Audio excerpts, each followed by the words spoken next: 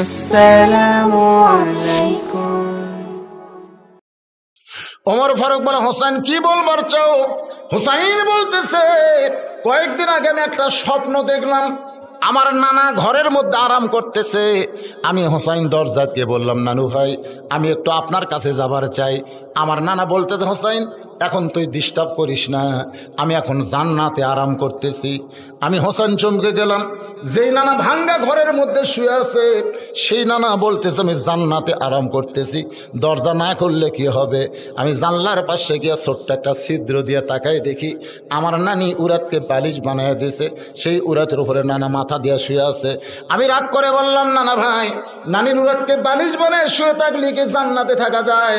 আমার নানা বলে, হোসেন রে তুই ছোট্ট মানুষ, তুই বুঝবি না, তোর নানির মতন বউ যদি কেউ ঘরে পায় ওই ঘরটা আল্লাহর জান্নাত হয়ে যায়।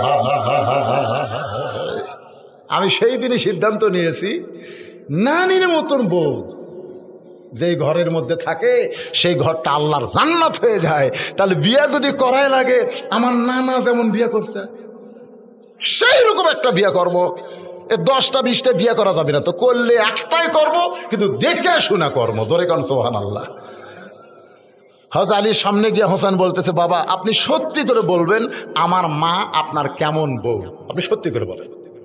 আব্বা আপনি যেমন আমার মাকে বিয়ে করে খাতুনে জান্নাত ডিগ্রিওয়ালা বউ পাইছেন, আমার নানা যেমন নানিরে বিয়ে করে তার ভাঙ্গা ঘর জান্নাত পাইছে, আমি হোসাইন তেমন একটা বিয়ে করতে চাই। ওমর ফারুক বলে, হোসাইন রে আমি যে মেয়ের ঘটকালি করতেছি সেই মেয়েটা অত্যন্ত ভালো বাবা। হোসেন বলে, আপনার ভালো হলে হবে না, আমার ভালো হওয়া লাগবে। ওমর ফারুক বলে, হোসেন তুমি কি বলবার চাও? হোসেন বলতেছে, মনে কষ্ট নেন না, আমি সেই মেয়েকে বিয়ে করব যেই মেয়ে আমার 3টা প্রশ্নের উত্তর দিবার পারবে। কয় প্রশ্ন? আঙ্গুলের দিকে তাকান, কয়টা? আমি যেমন তেমন মেয়েকে বিয়ে করব না, আমি সেই মেয়েকে বিয়ে করব যে মেয়ে আমার 3টা প্রশ্নের উত্তর দিবার পারবে। ওমর ফারুক বলে, হোসাইন কি 3টা প্রশ্ন করবে? হোসেন বলতেছে, যাকে বিয়ে করব তার সামনে প্রশ্ন আউট হবে, অন্য কারোর সামনে প্রশ্ন আউট করব না, প্রকাশ করব না। ওমর ফারুক বলে, আলী রে তোমার হোসেন যে 3টা প্রশ্ন করবে এই সম্পর্কে তোমার ধারণা কি? ওমর ফারুক বললেন, মা তুমি ওমরের কাছে আশ্রয় কেন চাইতেছো? ইসলাম তোমাকে অধিকার দিয়েছে।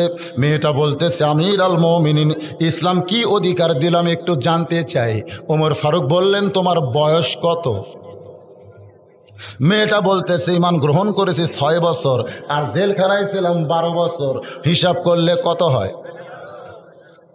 ওমর ফারুক বললেন, মা 18 বছরের যৌবনা মেয়ের জন্য ইসলামের 1 নম্বর অধিকার হলো ভালো একটা স্বামীর সঙ্গে বিয়ে বসা।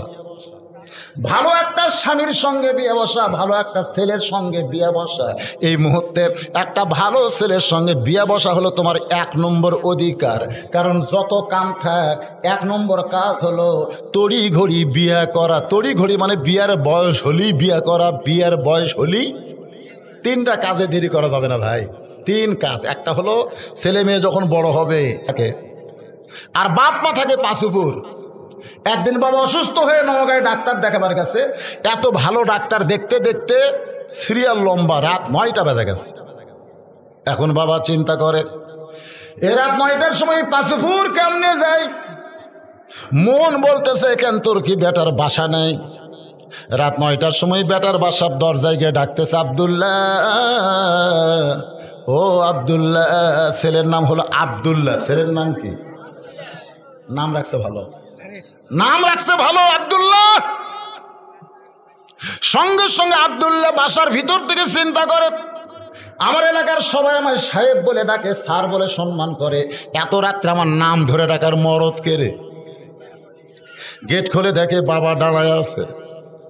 আব্দুল্লাহ হাত ধরে বলে, বাবা আমি শহরে বাসা করার পরে আপনি তো আসেন না বাবা, আজকে হঠাৎ কেন আইছেন? বাবা বলতেছে, আমার ঠেকা পড়ছে। তুই যে বিয়া করছিস তোর ওটা বউ করে? বিয়া করার পর মাস 2 ভালো ছিলি, তারপরে তোর বাপ মা বাদ দিয়ে তুই এখন বউলিয়া শহরত থাকিস। আব্দুল্লাহ মুখ থাকতে কয়, বাবা বাবা মনের কথা মনের মধ্যে থাকা, বাহ বার করেন না, এত বউ ভয় করে। বাবার হাত ধরে রেস্ট রুমে বসাইছে। বাবা সোফার টেবিলে বসে, সোফাতে বসে টেবিল সামনে নিয়ে এমন সময় আব্দুল্লাহ বলতেছে, বাবা আপনি একটু ধৈর্য ধরেন। বাবারে ধৈর্য ধরার কথা বলে আব্দুল্লাহ ঘরের মধ্যে গিয়ে দেখে বউ কম্বল গাওয়ার দিয়ে শুয়ে আছে। আব্দুল্লাহ কানে কানে বলতেছে, বাবা কিন্তু বিপদে পড়ে আমাদের বাসায় আইছে, ডাক্তার দেখতে দেখতে 9টা বাজছে বলে বাবা বাড়ি যাওয়ার পারে নাই, এই জন্য আমাদের বাসায় আইছে, ইচ্ছা করে কিন্তু আসে নাই, বাবাকে একটু সম্মান করে সামনে খাবার দাও। বউ বলতেছে, সকাল থেকে আমার মাথা বেদনা, সকাল থেকে ডানার মধ্যে শিরশির করতেছে, আমি খাবার দেওয়ার পারবো না। আব্দুল্লাহর বাবা চিল্লায় বলে, আব্দুল্লাহ আমার অসুস্থ বউ মানে কষ্ট দিস না বাবা, আমি কিন্তু খাওয়ার জন্য আসি নাই, আমি খালি একটা রাত তোর বাড়িতে থাকবার চাই। আব্দুল্লাহ বলে, তাহলে কি খাবেন না বাবা? বলে, আমার পেট ভরা আছে, খাওয়া লাগবে না। রাত 9টার সময় বাবা না খাইয়া ঘুমায় গেছে। রাত যখন 11টা বাজে এমন সময় আব্দুল্লাহর শালা বুলেট, আব্দুল্লাহর শালার নাম হলো বুলেট, বইয়ের নাম হলো শেফালি। ধরে কোন বইয়ের নাম কি? আপনারা খবরদার শেফালি, রূপালি, সোনালি এই শালিদেরকে বিয়ে করবেন না। আগে খোঁজ নেবেন মেয়েটার নাম কি, যদি হয় দুলালি, শেফালি, রূপালি, সোনালি, বিয়া বাতিল। কারণ নাম যেমন তার চরিত্রও তেমন হবে। আল্লাহ রাসূল বলেছেন, হাসরের ময়দানে আল্লাহ ডাক দেবেন, মরিয়ম, সঙ্গে সঙ্গে হাজার হাজার মেয়ে মানুষ দাঁড়িয়ে যাবে। আল্লাহ বলতেছে, আমি ঈসার মা মরিয়মকে ডাকলাম, তোমরা দাঁড়াইছো কেন? মেয়েরা বলবে, আল্লাহ আপনি ভুল করতে পারেন, তাই বলে আমরা ভুল করব? আল্লাহকে আমি কি ভুল করলাম? মেয়েরা বলবে, আপনি ঈসার মা মরিয়ম বলে ডাকবেন, আপনি মরিয়মকে ডাকছেন, এখন আমাকে নাম দে মরিয়ম, আমরা কি করবো? আল্লাহ কাছে যা, মরিয়মের সঙ্গে যখন নামের মিল পড়ছে, মরিয়মের সাথে জান্নাতে চলে যা। জোরে কর সুবহানাল্লাহ।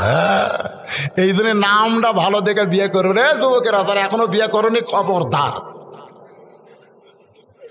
শালা ডাকতেছে 11টার সময়, শেফালি আপা, বিড়াল যেমন ইন্দুর ধরার জন্য লাফ মারে, আব্দুল্লাহর বউ তেমনি কম্বল ফেলা দিয়ে মারছে লাফ।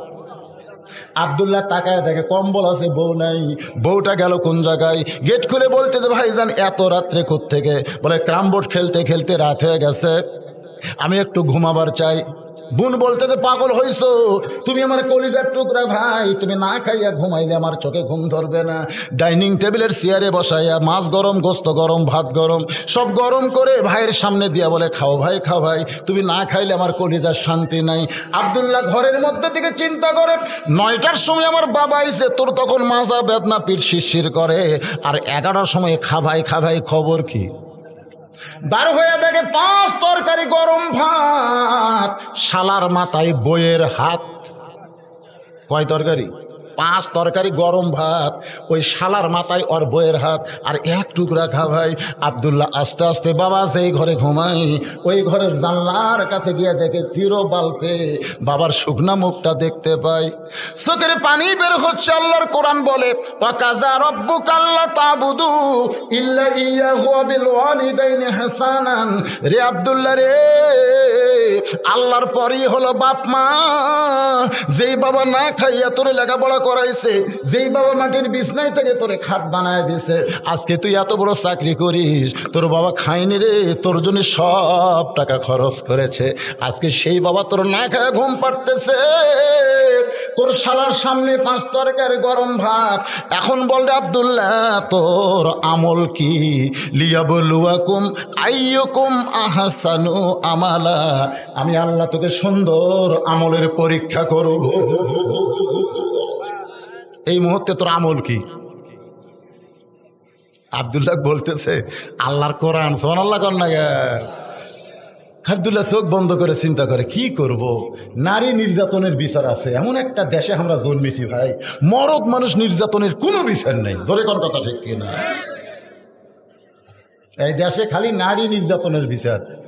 আমি খুঁজলে দেখছি একটা বাড়িতেও পুরুষ মানুষ নারী নির্যাতন করে না, বরং প্রত্যেক বাড়িতে নারীরাই পুরুষকে নির্যাতন করে। জোরে কোন কথা ঠিক কিনা? আমি খুঁজলে দেখছি তো।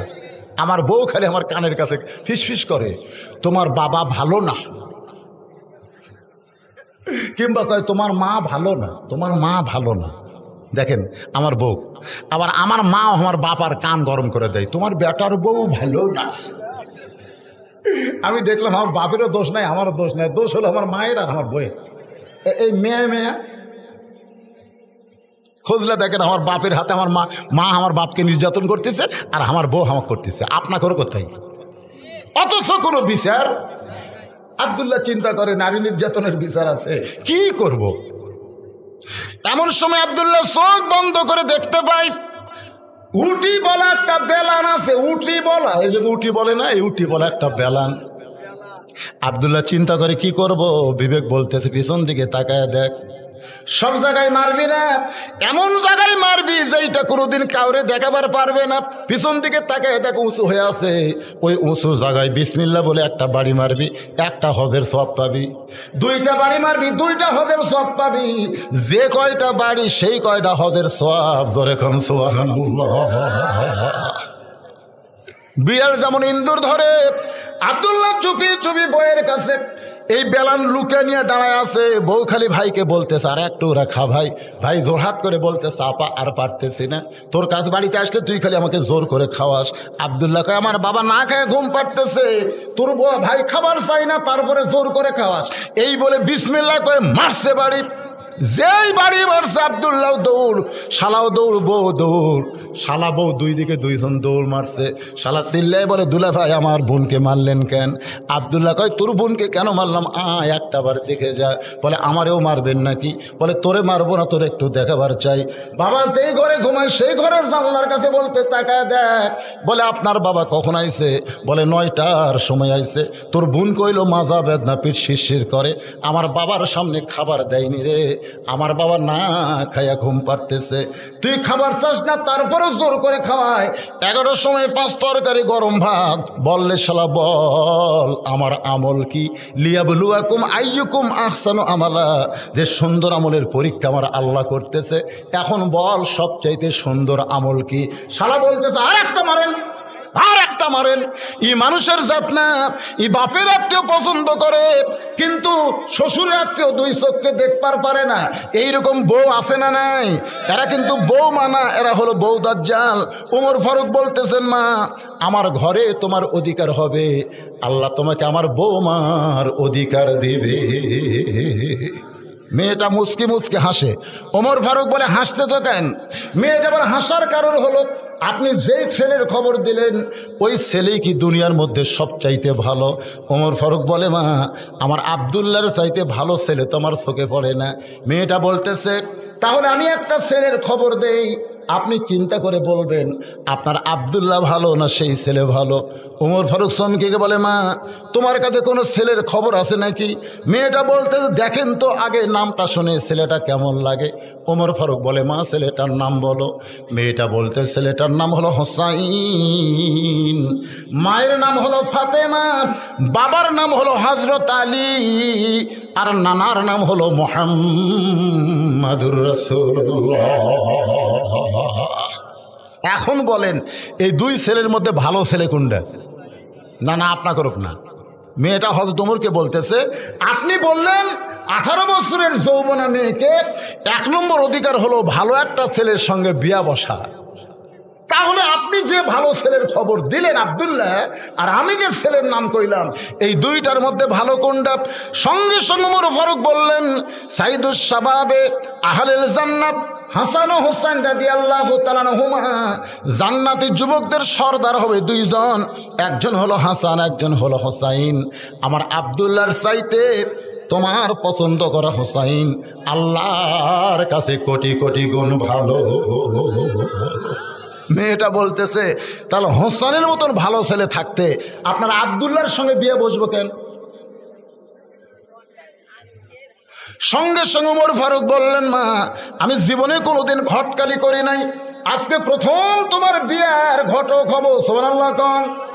মেয়েটাকে নিরাপদ আশ্রয় দিয়া হযরত ওমর ফারুক পরন্ত বিকাল বেলায় হযরত আলীর বাড়ির দরজায় আসসালামু আলাইকুম ইয়া আহলাল বাইত আম্মা সাইলা ফালা তানহার। এই কোরআন শরীফে একটা আয়াত আছে ফকিরের আয়াত, যেরকম কিসের আয়াত? আম্মা সাইলা ফালা তানহার। হযরত আলী চমকে গেল যে সালাম যে দিছে ওমর ফারুকের মতন কণ্ঠ শোনা যায়, কিন্তু ফকিরের আয়াত কেন? দরজা খুলে বের হয়ে বলতেছে ওয়ালাইকুম আসসালাম ইয়া আমিরাল মুমিনিন। আম্মা সাইলাই ফকির আয়াত কেন তেলাওয়াত করলেন? ওমর ফারুক বলে, আলী রে, জীবনে ঘটকালি করিনি, আজকে প্রথম ঘটক, তোমার হোসেনের ব্যাপারে একটু ঘটকালি করবার চাই। হযরত আলী আল্লাহর শুকর আদায় করে বলতেছেন, আপনার মতন মহান ব্যক্তি যদি বিয়ের ঘটক হয় তাহলে পাত্রী অবশ্যই ভালো হবে। ওমর ফারুক বললেন, পাত্রীর যোগ্যতা হলো 6 বছর বয়সে ঈমান গ্রহণ করছে, 12 বছর ঈমানের পরীক্ষা দিয়েছে, সকালবেলা 3টা করে বাড়ি, বিকালবেলা 3টা করে বাড়ি খাইছে, এরপরেও মেয়েটা ঈমান হারা হয় নাই। আমার আব্দুল্লাহর সঙ্গে মেয়েটাকে বিয়ে দিবার চাইলাম, কিন্তু মেয়েটা আমার আব্দুল্লাহকে পছন্দ করলো না, তোমার হোসাইনকে পছন্দ করে। হযরত আলী বলতেছে, এমন একটা মেয়ের খবর দিলেন, আমি মনে মনে হোসেনের জন্য এমন একটা মেয়ে খুঁজতেছিলাম, কারণ না খুঁজে আমি হাসানকে বিয়ে করাছি। না খুঁজে কাক বিয়ে করাছে? কথা কয় না। আমার বড় ছেলে হাসানকে খুঁজিনি, না খুঁজে বিয়ে করাছি। বিয়ে করার পর থেকে আমার ছেলেটা কষ্টে আছে। যতই মা ভালো হোক, বাবা ভালো হোক, বউ যদি খারাপ হয় ওর জীবনে কোনোদিন শান্তি হবে না। জোরে কোন কথা ঠিক কিনা? হাসান রাদিয়াল্লাহু যে মেয়েটাকে বিয়ে করছে, আপনার সে মেয়ের খবর জানেন? সে মেয়ের নাম হলো জায়েদা। জোরে বলেন, নাম কি? কুটনি। কুটনি। এর কথা এর কাছে, ওর কাছে 100 খাজার বানায়, খালি মিথ্যা কথা কয়। এরকম কিছু মেয়ে মানুষ আছে না নাই? জোরে কোন আছে না নাই? সমাজের মধ্যে যত ফিতনা, সমস্ত ফিতনা কিন্তু মেয়ে মানুষের লাগায়, সমস্ত ফিতনা। পুরুষের ফিতনা লাগানোর টাইম আছে, এর সামনে কাজ কামলে ব্যস্ত, আর এরা তো বোঝেন না, মরদ মানে চলে গেলে ওরে বাবা রে ফিরি, গোটা পাড়া ঘুরতেছে। মেয়ে মানুষ জিজ্ঞেস করে, খিরে কই মরদ বাড়িতে নেই, মরদ বাড়িতে নেই। মাঝে মধ্যে মোবাইল করে, কে আগো তুমি কোথায়? তখন কয় আমি বাড়িতে, তোমার জন্য অপেক্ষা করতেছি। এই দিকেই উত্তর পাড়া।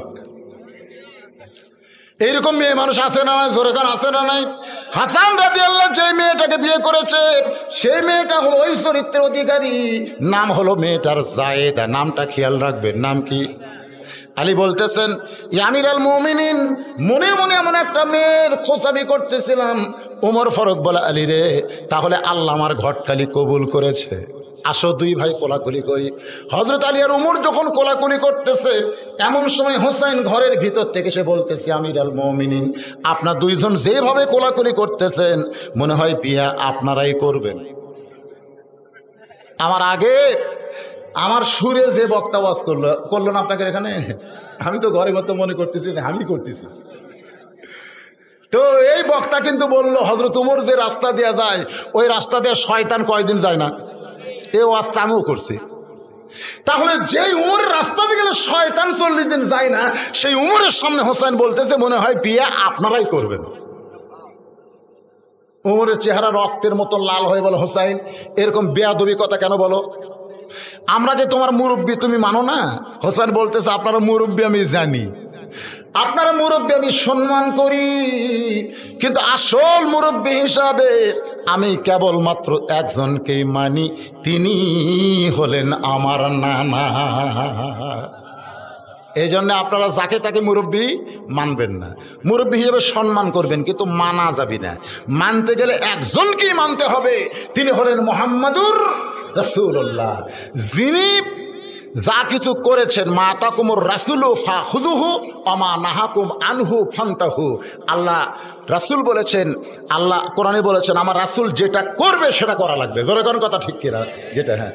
এই জন্য আল্লাহ বলেছেন, হে রাসূল আপনি বলেন, কুল আপনি বলেন, ইন কুনতুম তুহিব্বুনাল্লাহ ফাত্তাবিউনি, কেউ যদি আমি আল্লাহকে পাওয়ার চায়, আপনাকে মানা ছাড়া, ইত্তেবা করা ছাড়া পাওয়ার কোনো রাস্তা নেই। ওমর ফারুক বলে, হোসেন কি বলবার চাও? হোসাইন বলতেছে, কয়েকদিন আগে আমি একটা স্বপ্ন দেখলাম, আমার নানা ঘরের মধ্যে আরাম করতেছে। আমি হোসাইন দরজাকে বললাম, নানু ভাই আমি একটু আপনার কাছে যাবার চাই।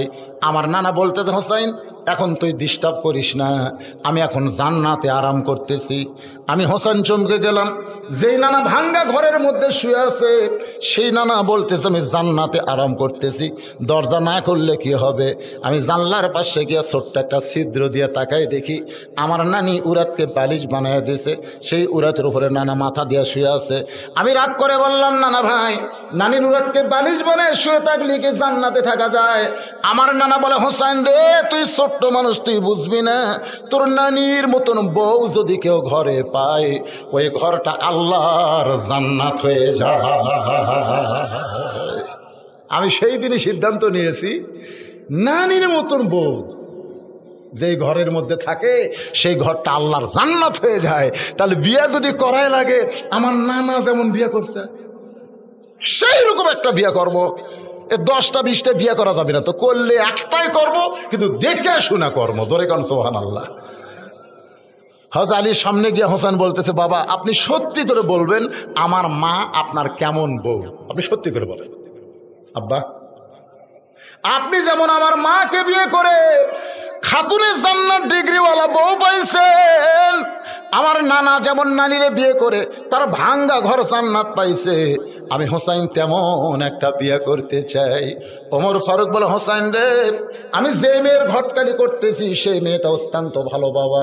হোসেন বলে, আপনার ভালো হলে হবে না, আমার ভালো হওয়া লাগবে। ওমর ফারুক বলে, হোসেন তুমি কি বলবার চাও?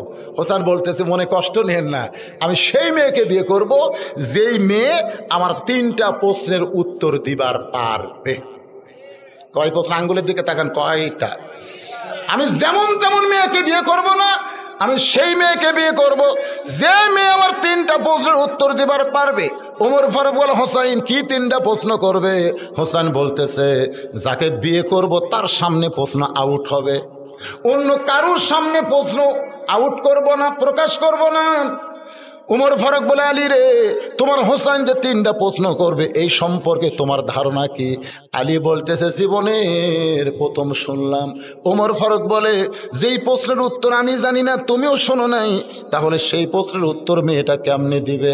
আমার ঘটকালি আল্লাহ কবুল করেনি। ওমর ফারুক কানতে কানতে মেয়েটার দরজায় গিয়ে বলে, মা আমার আব্দুল্লাহকে বিয়ে কর রে মা, আমার আব্দুল্লাহরে বিয়ে করলে তোর জীবন শান্তি হবে। মেয়েটা বলতেছে, খালি একটা বার আপনি বলেন আব্দুল্লাহ ভালো, খালি একটা বার কোন যে আপনার আব্দুল্লাহ হোসেন চাইতে ভালো, আমার কোনো আপত্তি নাই, কিন্তু আব্দুল্লাহর চাইতে যদি হোসেন ভালো হয় তাহলে হোসেন ছাড়া দুনিয়ার অন্য কোনো যুবককে আমি বিবাহ করব না। ওমর ফারুক বলে, মা হোসেন এমন একটা ছেলে যে মেয়েকে বিয়ে করবে তাকে 3টা প্রশ্ন করবে, যেই প্রশ্নের উত্তর আমিও জানি না, তার বাবাও জীবনে শোনে নাই, তাহলে তুমি কেমনে উত্তর দিবা? মেয়েটা ঘরের ভিতর থেকে বলে, আমিরুল মুমিনিন, হোসেন কি 3টা প্রশ্ন করবে আমি জানি না, তবে আমার ঈমান বলতেছে আমি না পারলেও আমার আল্লাহ পারাবে। লিল্লাহে তাকবীর। তাকবীরটা কি জন্যে? না না, ঘুম ছাড়ার জন্য না। মেয়েটা বলতেছে যে হোসেন কি 3টা প্রশ্ন করবে আমি জানি না, তবে আমার ঈমান বলতেছে ঈমান। আজকে আপনাকে ঈমান কি কয়? আমাকে একজন কয়, হুজুর এই বর্তমান সরকার যতদিন বেঁচে আছে ততদিন যতই কাম হবে না। না না, এইরকম কয়, হুজুর দেখেন বুঝতেছেন না, এইভাবেই চলবে। আমি বললাম, পাগলা, রাত 9টার সময় 6 তালা, রাত 9টার সময় কয় তালা? 6 তালা, 1.5 লাখ টাকার খাট আর 12,000 টাকার কম্বল ওড়ে তামনে দিয়ে বলতেছে আমার বাড়ি আমার ঘর আমার নামাইতে।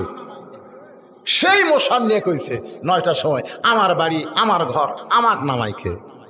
রাত 3টার সময় একটা ভূমিকম্প। কয়টার সময়?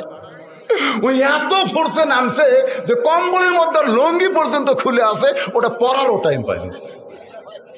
তাহলে রাত 9টার সময় যে ব্যক্তি কইল আমারে নামাইকে, রাত 3টার সময় তাকে ন্যাংটা করে কে নামাছে?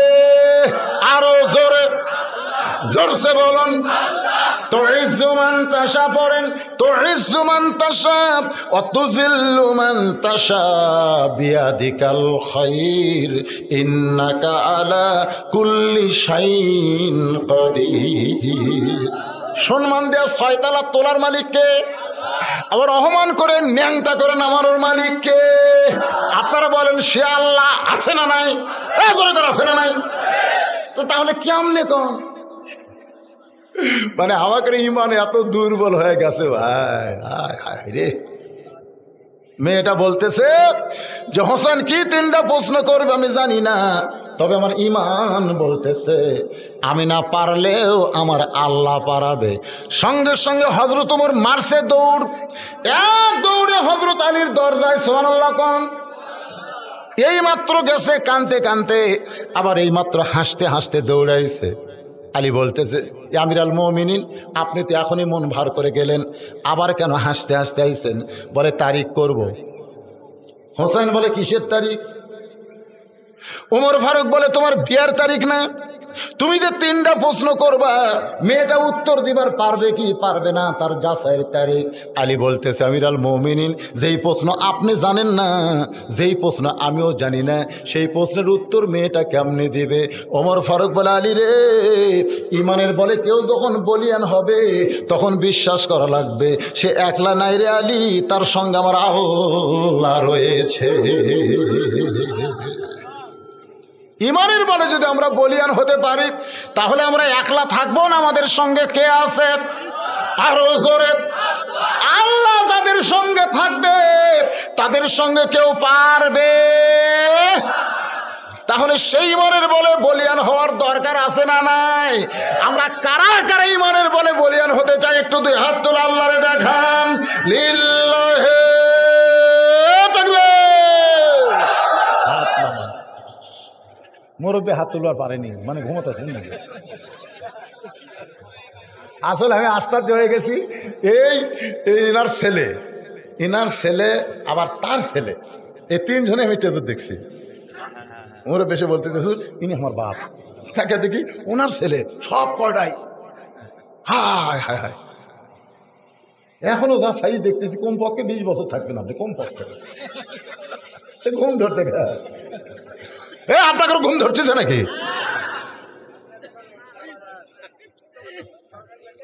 না 3টা না 4টা তা তো না, মানে ঘুম ধরতে সেটা বলতেছে আমি।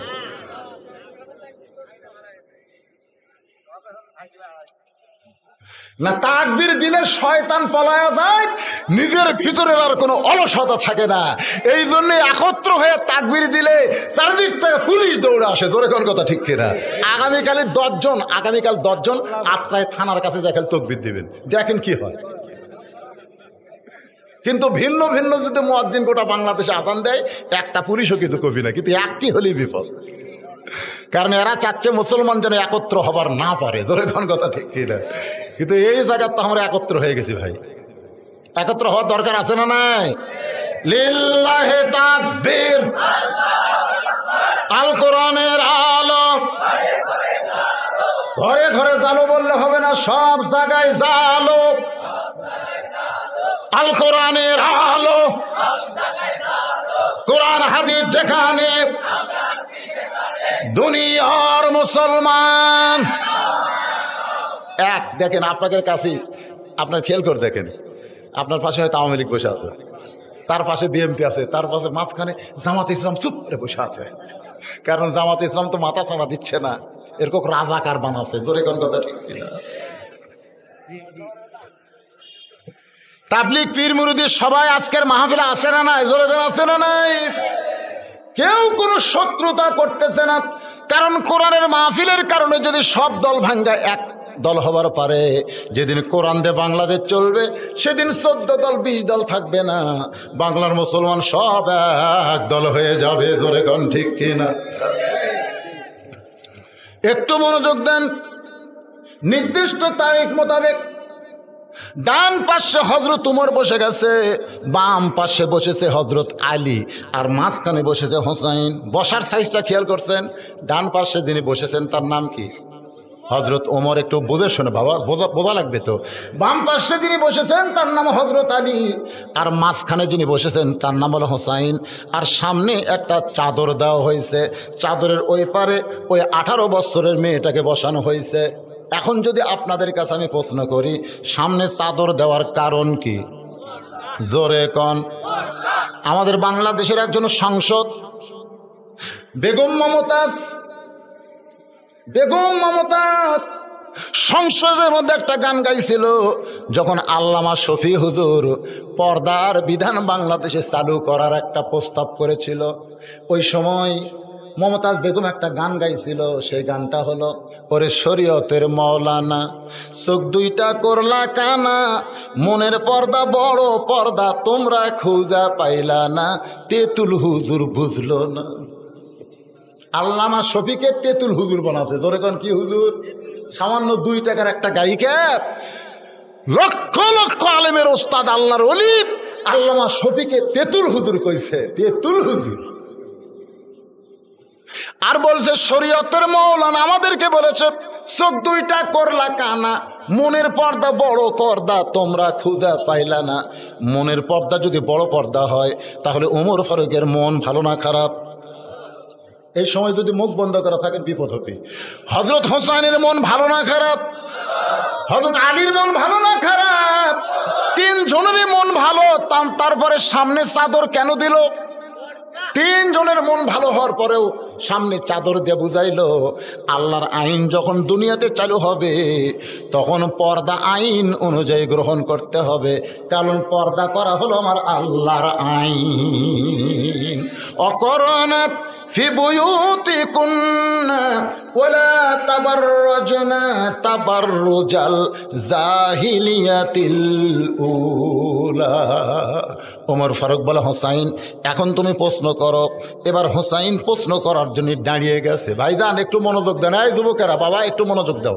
হোসাইন রাদিয়াল্লাহু প্রশ্ন করার জন্য দাঁড়িয়ে বলতেছে, রে মেয়ে তুমি একা একা বসে আছো, তাই বলে মনে করো না তুমি একলা হয়ে গেছো, বরং আমি হোসাইন বড় একা হয়ে গেছি।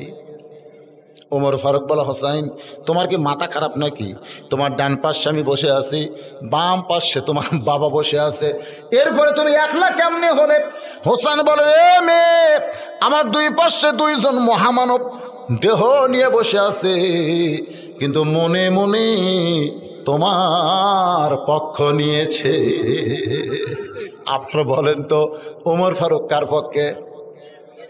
হযরত আলী কার পক্ষে? নির্বাচন কমিশনের নিরপেক্ষ বর্তমান সরকারের আছে না নাই?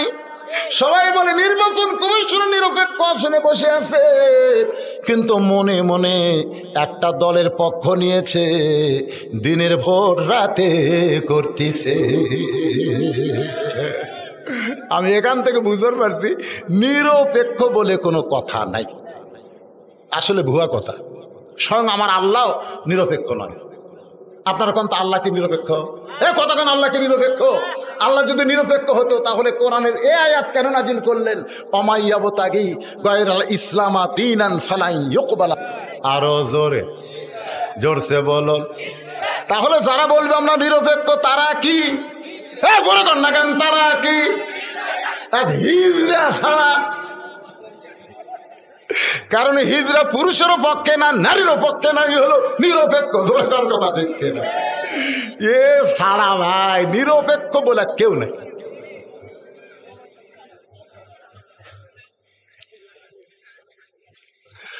হযরত ওমর চমকে উঠেছে। আসলে হোসেন যে কথা বলেছে কথাটার গুরুত্ব আছে না নাই? জোরে কোন আছে না নাই? 2 জন মহামানব আমার 2 পাশে দেহ নিয়ে বসে আছে, কিন্তু মনে মনে তোমার পক্ষ নিয়েছে। খালি দেহ নিয়ে থাকলে হবে না, মনও নিয়ে থাকা লাগবে। জোরে কোন কথা ঠিক কিনা? হাদিসে আছে বিস্তারিত, হুজুরি কলব ব্যতীত করছেন কালো নামাজ তোর হবে না। তবে কেন গাও জোয়ারি মানুষকে দেখাও নামাজ পড়ে, ও তোমার সিদ্ধ বীজে সুফসল ফলে না। আজও কেন আল্লাহর নামাজ ধরতে পারলা না? কারণ মসজিদে যখন আমরা যাব শুধু দেহ নিয়ে নামাজ পড়লে হবে না, এই দেহের মধ্যে আমাদের মনটাও রাখতে হবে। ধরে কোন কথা ঠিক কিনা? ওমর ফারুক বলে, হোসেন এখন তুমি প্রশ্ন করো। এবার হোসেন 3 প্রশ্নের 1 প্রশ্ন শুরু করলো, একটু মনোযোগ দিয়ে শুনবেন। হোসেন বলতেছে, রে মেয়ে তুমি যদি আমার সঙ্গে বিবাহ বসতে চাও তাহলে আমার 3টা প্রশ্নের উত্তর দেওয়া লাগবে। ধরে কোন কয়টা? তার মধ্যে 1 নম্বর প্রশ্ন হলো, আমার মাকে তুমি জানো? হজরত আলী চমকে উঠছে, হজরত আলী চমকে উঠছে, কেন আমি বাবা ছেলের সাথে আসলাম, আর ছেলে বাপের কথা না কয়ে মায়ের কথা কয়।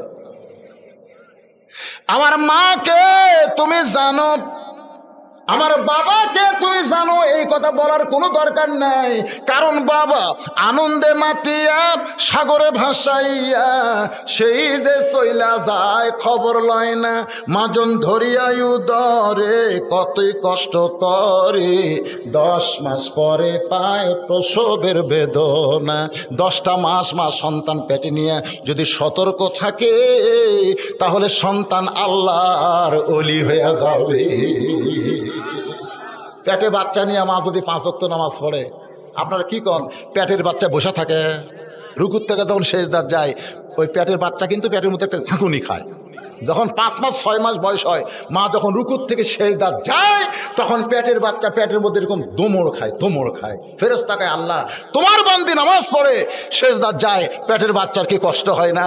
আল্লাহ কয়, সাক্ষী থাকলে ফেরেশতা, যেই মা পেটে বাচ্চা নিয়ে নামাজ পড়তেছে, ওই মা শুধু নিজে নামাজ পড়তেছে না, পেটের বাচ্চাকেও নামাজি বানায় ছাড়তেছে। পেটের মধ্যেই বাচ্চা নামাজি হয়। আমাকে যেই শালারা নামাজ পড়ে না, ওরা যখন মায়ের পেটে ছিল, ওর মা 1 ওয়াক্ত নামাজ পড়ে, খোঁজরে দেখেন। এক ছেলে আমার কয়, হুজুর 11 মাস আমার খিদে নেই, কিন্তু রোজার মাস শুরু হলে আমার খিদা বাড়ায়, এর কারণ কি? তা আমি কইলাম, ভাই তোর কি মাও বেঁচে আছে? হ্যাঁ হুজুর, মা তো বেঁচে আছে। তো মায়ের কাছে যা, তোর খিদা রমজান মাসে কেন বাড়ে তোর মাও জানে। ওই মায়ের কাছে গিয়ে বলছে, মা রমজান মাসে আমার খিদা কেন বেশি হয়? ওর মা বলতে, তোর দাদি এই সর্বনাশ করছে। কারণ তুই যখন পেটে আসলি, তোর দাদি আমার উপর শাসন করছে, আমার নাতি যেন শুকে না যায়, খবরদার রোজা থাকা পারবে না। তুমি রোজা থাকলে আমার পেটের নাতনি শুকে যাবি, তোর জন্য তোর দাদি আমাকে জোর করে খাওয়াছে রে, আমিও খাসি তুইও খাসি। এই রোজার মধ্যে তোর খাওয়ার অভ্যাস আছে। এই জন্য একজন নেপোলিয়ান বলেছে, ভাই তোমরা যদি ভালো একটা সন্তান চাও তাহলে ভালো একটা মায়ের দরকার। মা যদি ভালো না হয়, ওরা একটাও ভালো হবে না। ও যে বাইরে ঘুরতেছে, রাস্তা ঘুরতেছে, ও দিক দিয়ে ঘুরতেছে, বসতেছে না তো। কারণ ওই যখন পেটতা ছিল, মাও পেটত লিয়া গোটা এই আপনাকে পাঁচুপুর বলরাম চক ঘুরিছে। ওই পেটত থাকতেই ঘোরণে ব্যারাম পাশে। ওইকে কোরআনের মাহফিলে বসবি, তাই বসবার পারবে না, বসলেও বেশিক্ষণ থাকবার পারবে না, কিন্তু ওটা চলে যায়। আপনারা যারা বসে আছেন, আপনাদের মা ভালো মা, ধরে কেন সুবহানাল্লাহ, একমাত্র ভালো মায়ের সন্তানেরা এই কোরআনের জান্নাতের বাগানে বসতে পারে। খারাপ মায়ের সন্তানেরা খালি মেলাত ঘুরবি, রাস্তা মারবি, পোলা দেওয়ার সময় এরা ভিন করবি, দেখবেন যখন তবরক দিবি না, ওরে বাবা ওটা ওরা ছাড়বি না।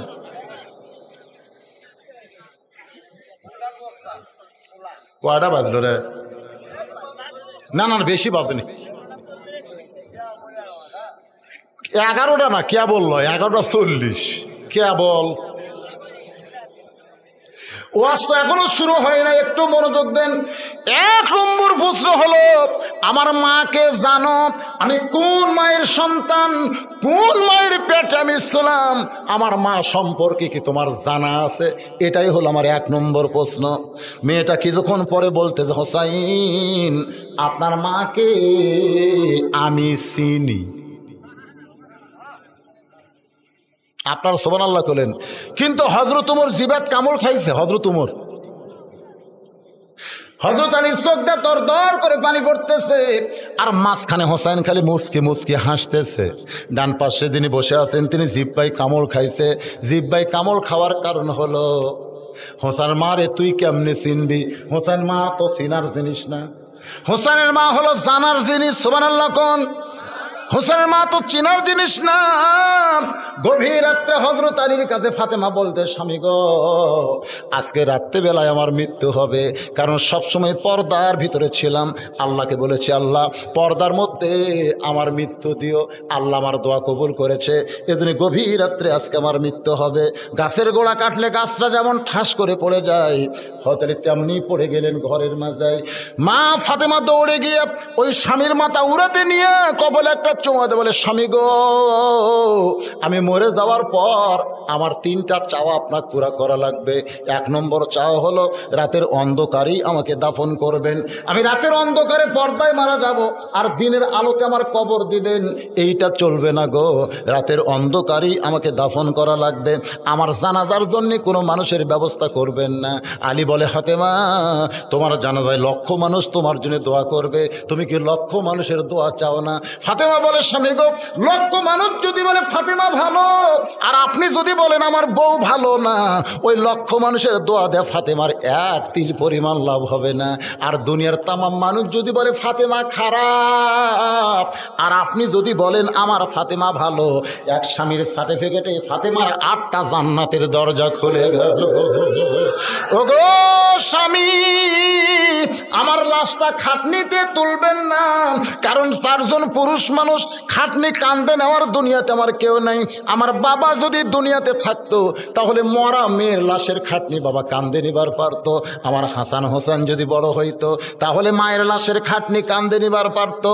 আমার বাবা 6 মাস আগে দুনিয়া থেকে বিদায় নিয়েছে, আমার হাসান হোসেন এত ছোট, আপনি আমার লাশটা কান্দে করে জান্নাতুল বাকির পূর্ব কোণায় গোপনে দাফন করবেন। আমার কবরের খবর যেন দুনিয়ার কেউ না জানে। গভীর রাত্রে হযরত আলী কবর দিয়া আল্লাহকে বলতেছে, আল্লাহ, আমি ফাতেমার প্রতি খুশি হয়ে গেছি, আল্লাহ তুমি খুশি হও। এই কথা বলে যেই মাত্র তাকাই সামনে কয়েকটা পুরাতন কবর দেখতে পাই। এই মাত্র ফাতেমার কবর দিলাম, সেই কবর কোথায় গেল, কোথায় গেল? গোটা জান্নাতুল বাকির মধ্যে আলী পাগল হয়ে খুঁজতেছে ফাতেমার কবর, ফাতেমার কবর। আল্লাহ ডাক দে বলে, আলী রে, আমার ফাতেমা হলো পর্দানিশী, আমি আল্লাহ জোহরা ডিগ্রি দিয়া ফাতেমার কবরকে কিয়ামত পর্যন্ত পর্দা করেছি। যেই ফাতেমার কবর পর্যন্ত মানুষ পায় না, আর উই অক্সিনে প্রশ্ন করেছে আমার মাকে জানো? আর কয় আমি চিনি। চিনি কি? যদি কেউ আপনাকে পাড়াত বলে আমি অমুকের বউ চিনি, এ কথা যদি বলে, আপনি তো জিজ্ঞাসা করবেন কিভাবে চিনলি? ওই গোটা পাড়া ঘরে অক্সিনে না, ফকির পর্যন্ত অক্সিনে, মেতর পর্যন্ত অক্সিনে, অটো ভ্যানারা পর্যন্ত অক্সিনে, চিনে না? এ কথা কন না কেন ভাইরে, কথা কন না কেন? যে বউ গোটা পাড়া ব্যাপার ঘরে, কিন্তু একটা মেতরও চেনে। পাড়ার পায়খানা সাফ করবে, সে মেতর কয় মানে ওই ওর বউক দেখে লোভ আছে, মেতরের লোভ আছে, কি করবি? একটা অটো ভ্যানালাও কয় যারা ব্যাপারটা বউলে আছে এরকে বউ কিন্তু সবাই, এই সবাই যদি ছিলে তাহলে কি হলো? ওই বউ জান্নাত যাবে না, ওই বউয়ের স্বামীকেও বউ ছাড়বে না। এই কি হয় রে, মাঝে মধ্যে খাড়া হয় গাই।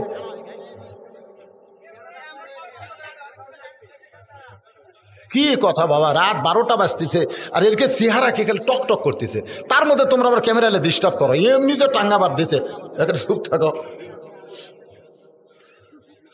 হযরত আলী ছোট বাচ্চার মতন কাঁদতেছে। কান্দার কারণ হলো আমি স্বামী হইয়া আমার বউরে চিনবার পারিনি, আর তুই কেমনে চিনবি? সুবহানাল্লাহ। স্বামী হইয়াই চিনবার পারিনি, স্বামী চিনিনি রে। হযরত আলী গভীর রাত্রে ঘুম থেকে চেতন পায়ে দেখে বউ নাই, হাসান হোসেন ঘুম পাড়তেছে আর ফাতেমা নাই। যত বড়ই পীর সাহেব হোক, বউ যদি ঘরত না থাকে রাত্রেবেলা সন্দেহ হবে না? এই কথা কোন সন্দেহ হবে না? হয়তো আলী সন্দেহ করে দরজার তাকায় দেখে মরুভূমির ভিতরে কালো চাদর গায়ে দিয়ে ফাতেমা খুব জোরে জোরে হাঁটতেছে। হযরত আলীর সন্দেহ বেড়ে গেল, এত রাত্রে ফাতেমা যাবে কোন জায়গায়? নিরাপদ দূরত্ব বজায় রেখে পিছনে পিছনে হাঁটে। যে ঘরে আল্লাহর নবী ঘুম পাড়তেছে ওই ঘরের জানলার পাশে ফাতেমা চুপটি করে দাঁড়াইছে। হযরত আলীর মনে সন্দেহ হয়, আমার বিরুদ্ধে না জানি কিছু বাবার কাছে বলবার আইছে, দেখি বাবার কাছে কি বলে। কিছুক্ষণ পরে ফাতেমা বলে, বাবা, আমার মা যদি আজকে জীবিত থাকতো আমি মায়ের কাছেই বলতে পারতাম বাবা, কিন্তু আমার মা খাদিজা দুনিয়াতে নাই, এই জন্য আপনার কাছে কিছু বলবার চাই, আপনি মেহেরবানি করে একটু দরজা খোলেন। যেই মাত্র নবী দরজা খুলেছে ফাতেমা ঘরের মধ্যে, সঙ্গে সঙ্গে নবী জিজ্ঞাসা করে, ফাতেমা তুই একা একা কেন ঘরের ভিতরে? আমার আলীকেও ঘরের মধ্যে নিয়ে আয়। তখন হযরত আলী জানলার কাছে চমকে উঠছে। সুবহানাল্লাহ। জানলার কাছে চমকে উঠছে। ফাতেমা বলতেছে, বাবা আমার স্বামীকে তো আনতে চাইছিলাম, কিন্তু কেমনি আনবো? আমি যখন আমার স্বামীকে ডাক দিবার চাই তখন আমার স্বামী ঘুম পাড়তেছে। একটু ঘুমন্ত স্বামীকে ডাক দিলে স্বামী যদি বেজার হয়, এই জন্যই ডাকতে সাহস পাইনি বাবা। ও বাবা আপনি একটু ঘরে বাতি জ্বালান। আল্লাহ নবী বলেন, ফাতেমা তুই যখন ডাক দিবার চাইছিলি তখন ঘুমায়েছিল, কিন্তু এখন যদি চেতন পায়, চেতন পাওয়ার পরে তোকে যদি কাছে না পায় তাহলে তোকে সন্দেহ করবে মা। ফাতেমা বলে, বাবা আপনি আমার স্বামী ব্যাপারে এমন কথা বলবেন না, কারণ দুনিয়ার সব স্বামী বউকে সন্দেহ করতে পারে, কিন্তু আমার স্বামী কোনো দিন আমাকে সন্দেহ করবে। যেই কইছে তখন হতালি চোখ দিয়ে পানি পড়তেছে, আমি সন্দেহ করে জানলার কাছে রে। আর আমার বউ কয় আমার স্বামী কোনোদিন আমাকে সন্দেহ করবে না। আলী কামদার বলে, আমি আমার বউরে চিনবার পারিনি রে। আর তুই রোম দেশের জেলখানায় বন্দি থাকে একটা মেয়ে কেমনে চিনবি? আলীর চোখ দিয়ে দর দর করে পানি পড়ে।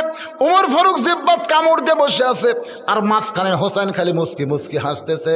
এমন সময় মেয়েটা বলে, হোসাইন আপনি প্রশ্ন করলেন, আমি উত্তর দিলাম, হলো কি হলো না? 3 বিচারকের একটা বিচারকে যে মুখ খোলেন না। উমর ফারুক বলে, কেমনে হবে? হোসাইন প্রশ্ন করলো কি আর তুমি উত্তর দিলে কি? হোসাইন প্রশ্ন করেছে আমার মাকে জানো, আর উত্তর দিলে আমি চিনি, তুমি কেমনে চিনবা? সঙ্গে সঙ্গে মেয়েটা বলে, হোসাইন আপনার মায়ের চোখের ভুরু জোড়া ছিল, আপনার মায়ের বাম গালে কালো একটা তিল ছিল, থুতুনির তলে লাল একটা দাগ। সঙ্গে সঙ্গে আলী বলতেছে, রে মা যা বলছিস বলছিস মা, আর বলিস না, কারণ এই 3 জনের মধ্যে একজন পরপুরুষ আছে। এই পরপুরুষের সামনে যা বলছিস বলছিস মা, আর বলা যাবে না যে 3 জন বসে আছে। আপনারা বলেন তো এই 3 জনের মধ্যে ফাতেমার জন্য পরপুরুষকে? আরো জোরে। তাহলে যে উমর আল্লাহর নবীর পরে নবী হওয়ার যোগ্যতা রাখে, রাসূল বলেছেন নবুয়তের দরজা বন্ধ হয়েছে বলে উমর নবী হওয়ার পারল না, কিন্তু নবী হওয়ার সব যোগ্যতা আল্লাহ উমরকে দিছে। এ কোরআনের 23টা আয়াত আল্লাহ হযরত উমরের শানে নাজিল করেছে। সেই উমর যদি পরপুরুষ হয় তাহলে মুরিদের বইয়ের কাছে পীর কোন পুরুষ? কথা কন না কেন? মুরিদের বইয়ের কাছে পীর কোন পুরুষ? তাই না? আপনাকে দেখেন মনে হয় পীর মুরিদি নাই। আরে এই বাংলাদেশ ধ্বংস করতেছে এই ভণ্ডরা। ধরে কোন কথা ঠিক কি না? আমার মরণকালে ঢোলবাসি বাজাইও একটা, ও তরিকার ভাই আমার মরণকালে ঢোলবাসি বাজাইও, কলেমা কালামো ভাই কোনো কিছু দরকার নাই। শালা ভণ্ডরা কি কয়, কলেমা কালামো ভাই কোনো কিছুর দরকার নাই, ওই গাউসুল আজমের গুণগীতি গাইও তরিকার ভাই, আমার মরণকালে ঢোলবাসি বাজাইও। আল্লাহ রাসূল বলেছেন, কোনো ব্যক্তি সারা জীবন যদি পাপ করে আর মরার সময় কলমা কইয়া যদি মারা যায়, এক কলেমার উসিলায় আল্লাহ তার জীবনের তামাম গুনাহ মাফ করে দেয়। রে আল্লাহর বান্দারা,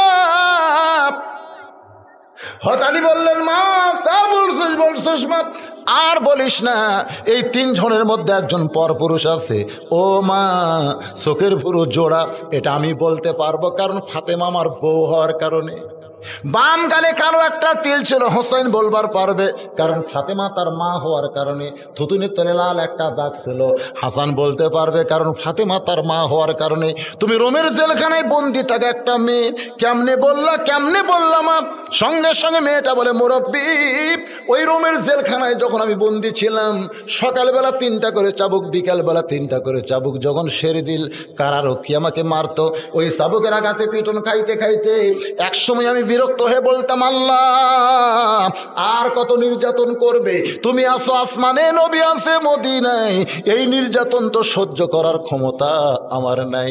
আমির হামজার 2টো বাচ্চা প্রতিদিন সকালবেলা ঘুম থেকে উঠেই কান্দে মায়ের কাছে, বাবা আমার কোথায় গেল? আজকে কি বাবা ওয়াজ করে আসবে না? রাত্রেবেলা মায়ের বুক ধরে কান্দের, বলে মা আমার বাবাকে আজকে রাত্রেবেলা আসবে না। আমির হামজা জেলের মধ্যে কান্দতেছে, আল্লাহ চুরি করিনি, ডাকাতি করি নাই, কোরআনের আয়াত নম্বর, সূরা নম্বর, পারা নম্বর ধরে হক তাফসির করে আজকে অযথা জেলখানায় বন্দি আছি। আল্লাহ আর কতদিন এইভাবে থাকবো? মাঝে মধ্যে একটু বিরক্ত হয় কি হয় না? জোরে কেন হয় কি হয় না? চোর ডাকাত বদমাইশ সব রাস্তাঘাটে, আর ভালো মানুষগুলো জেলখানায় বন্দি করে রাখছে। মেয়েটা বলতেছে, মুরব্বি ওই রুমের জেলখানার মধ্যে আমি বিরক্ত হয়ে বললাম, আল্লাহ তুমি আছো আসমানে, নবী আছে মদিনায়, এই যে সকালবেলা 3টা করে চাবুক মারে, বিকালবেলা 3টা করে চাবুক মারে, আমার দেখার মতো কেউ নাই। এই বলে কানতে কানতে আমি যখন ঘুমায় গেছি, ওই ঘুমের ঘরে আমি স্বপ্নে দেখতে পাই আমার শেওরের পাশে একটা নূরের পুতুলি বসে বসে কাঁদতেছে। আমি কইলাম, কে গো আপনি? জান্নাতের হুরি না বেহেশতের পরী? কে গো এমন করে কাঁদতেছেন? আমার মাথায় হাত দে বলে, মা আমি জান্নাতের হুরিও না বেহেশতের পরীও না, আমি হলাম জগৎ বিখ্যাত মা ফাতেমা। আমি জান্নাতুল বাকি থেকে তোর কাছে আইছি মা, তোর একটু সান্ত্বনা জানাবার চাই, কারণ তুইও নারী আমিও নারী, তোরে কে সান্ত্বনা জানাবে মা? আমি তখন তাকায় দেখি তার চোখের ভুরু আমি জোড়া দেখতে পাই, তার বাম গালে কালো একটা তিল দেখেছি, থুতুনির তলে লাল একটা দাগ দেখতে পাই, এরপরে আর কিছুই দেখতে পাইনি। এই জন্যে বলেছে আপনার মারে আমি চিনি। সঙ্গে সঙ্গে হোসেন বলে, রে মেয়ে, 1 নম্বর প্রশ্নের উত্তর যেমন আশা করেছিলাম তার চাইতে 100 গুণ তুমি সুন্দর দিয়েছ।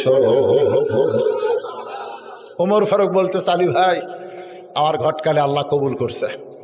হোসেন বলে, এত সহজ না, 3টা প্রশ্নের উত্তর না দিলে আমি বিবাহ করব, কারণ 1টার উত্তর সবাই দিবার পারতে পারে। কবরে যখন হিন্দু যাবে, যদি মুনকির নাকের জিজ্ঞাসা করে মান রব্বুকা, তোর রবকে, ঠেলাত পড়া হয়তো বলবে আল্লাহ। যেরকম ঠিক কিনা?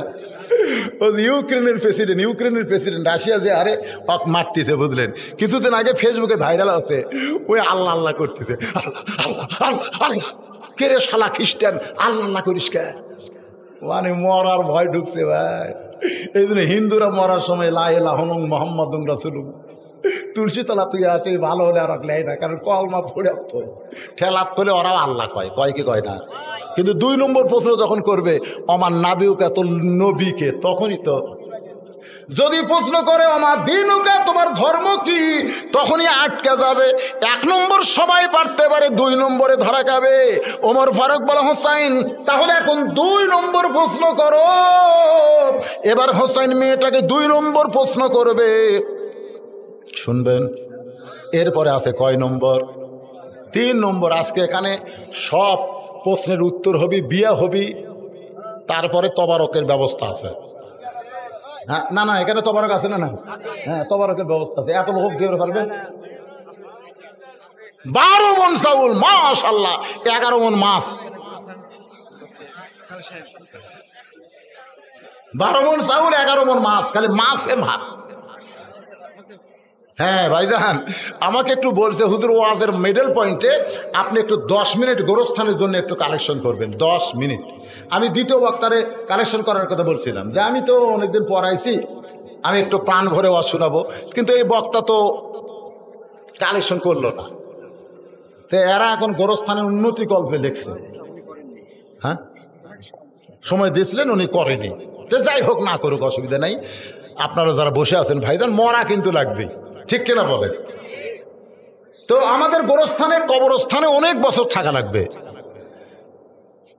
কিন্তু যেদিন ডাক পড়িবে, সবাই বলেন, কিন্তু যেদিন ডাক পড়িবে কবর মাঝে যাইতে।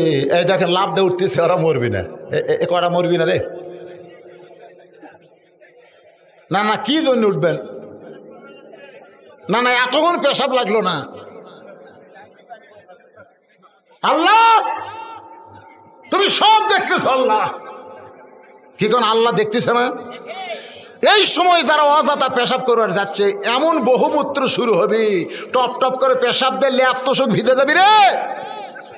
শেষে বউ কবি তোমার জন্য পলিথিন কেনা লাগবি, পলিথিন। আল্লাহর ঘরে গোরস্থান উন্নতি করবে মাত্র 10টা মিনিট। আমি আপনাদের কাছে আদায় করব, যারা দিবেন তারা উঠে আসবেন, যারা দিবেন না মরদের মতন বসে থাকবেন। আপনাদের কাছে আমি রুমাল পাঠাবো, আপনারা 10, 20, 50, 100 টাকা দিবেন, কিঞ্চিত হলেও দিবেন, কিন্তু বঞ্চিত করবেন না। আর যারা 1000 টাকা, 2000, 5000 এই গোরস্থানের অধিবাসী যারা, তাদেরকে আমি বলবো আপনারাই থাকবেন, অন্য লোকেরা এসে তো থাকবে না, ওদের আলাদা গোরস্থান আছে। তা আপনাদেরকে এই গোরস্থানের আহাল হাফিজ হাজি সাহেব 1000 টাকা। আলহাজ হাফিজ উদ্দিন 1000 টাকা নগদে করছে দান। মন্টু বিশ্বাস, সেন্টু বিশ্বাস 500 টাকা দান করেছে। আল্লাহ দান কবুল কর, আল্লাহুম্মা আমিন। এবার হযরত ওমর বলে, হোসাইন 2 নম্বর প্রশ্ন করো।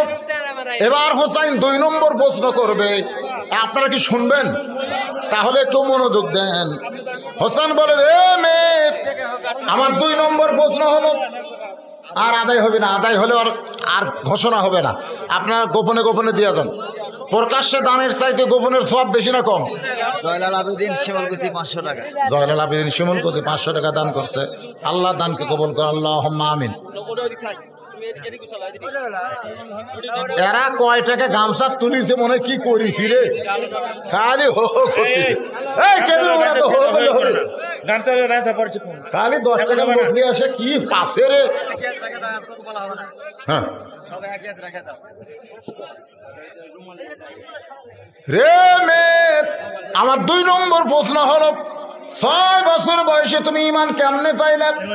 তোমার দাদা খ্রিস্টান, তোমার বাপ খ্রিস্টান, তোমার মা খ্রিস্টান, যে দেশে তুমি জন্মগ্রহণ করেছো ওই দেশের সব মানুষ খ্রিস্টান, তাহলে খ্রিস্টানদের দেশে 6 বছর বয়সে তুমি ঈমান কেমনে পাইলে? এরা দেন না আমার হাতে। আচ্ছা, মোহাম্মদ সাবিবুর রহমান 2000 টাকা, সভাপতির নাতি। আপনার নাতি কি নাম? এর কাছে সাবিবর, সাব্বির। আমার ওনার নাতি, আমার ছোট ভাইয়ের বেটা। আচ্ছা, সাব্বির 2000 টাকা দান করছে। মোসাম্মদ রেখা বিবি 1 মণ ধান দান করেছে। আমার বোন রফিকুল ইসলাম 2000 টাকা দান করেছে পারপাসিপুর। আল্লাহ দান কবুল করে। এখন স্লিপগুলো করেন, আর আমরা তো দে না, আপনার বলা যদি লাগে মোনাজাতের আগে একবারে খতম তারাবির বোতল হবে, অসুবিধা নেই।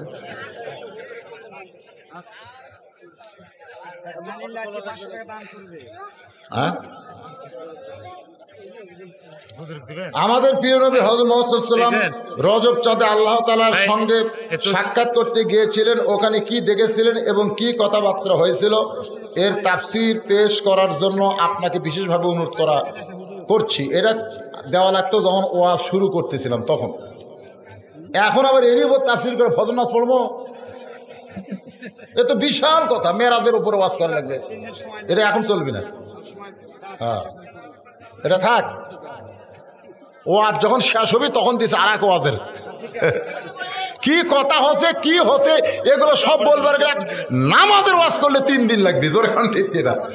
হায় হায় রে, আল্লাহর সাথে কি গল্প হলো। আসেন, যে কথা বলতেছে কথার গুরুত্ব আছে না নাই? যে 6 বছর বয়সে তুমি ঈমান কেমনে পাইলা?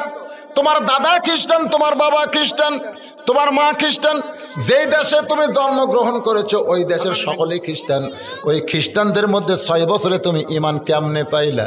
সঙ্গে সঙ্গে হযরত ওমর কাঁইফা উঠছে, হযরত ওমর চমকে উঠছে।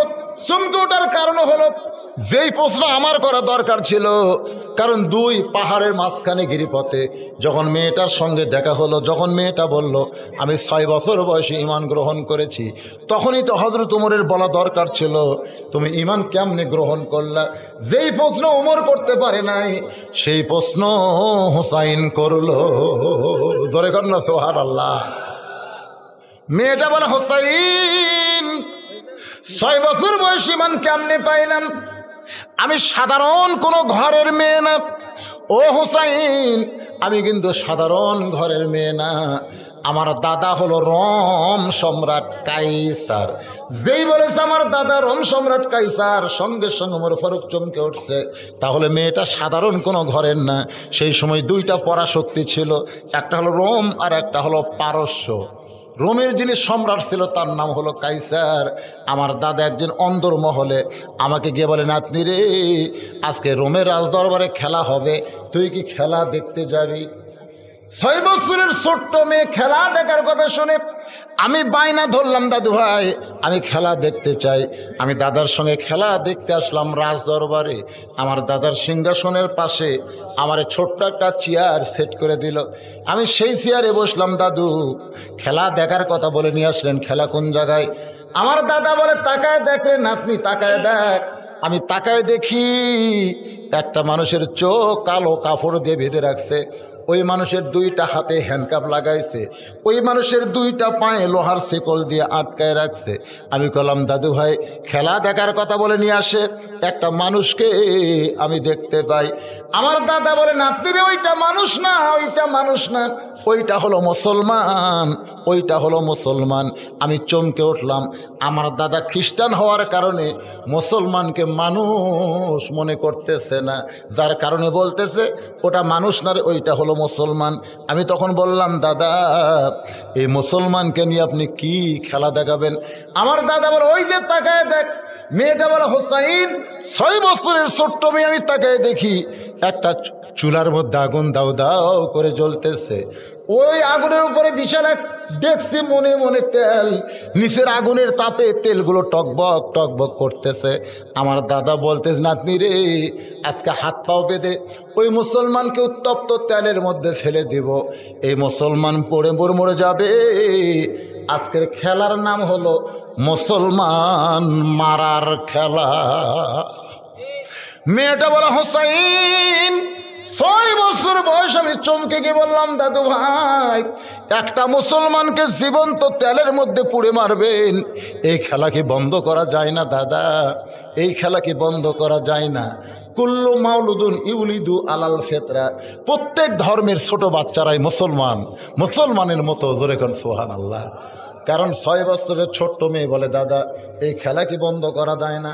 আমার দাদা বলতেছে 100 বার বন্ধ করা যায়, খালি ওই মুসলমান একটা বার বলবে আল্লাহ রাসূল মানি না, খালি একটা বার বলবে আল্লাহ রাসূল মানি না।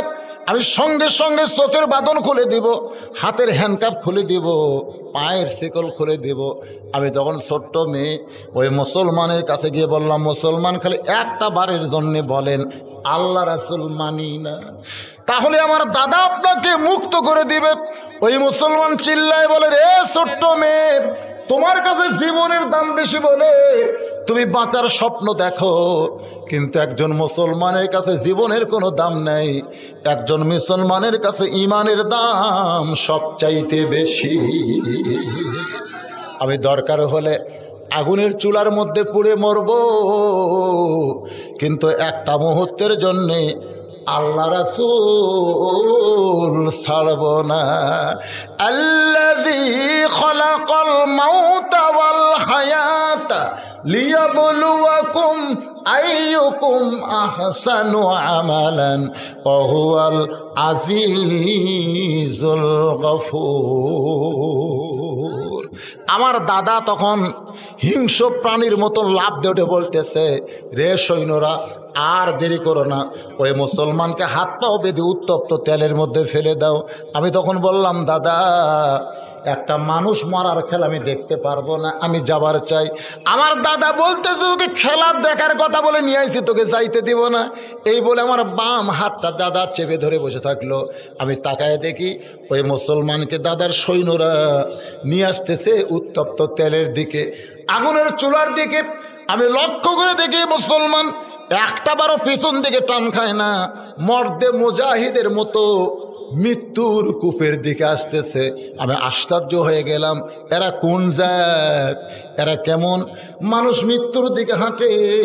আসলে মৃত্যুর দিকে হাঁটার কারণ হলো ওয়ালা তাকুলু লিমান ইউকতালু ফি সাবিলিল্লাহি আমওয়াতুন বাল আহয়াউ ওয়ালাকিল্লা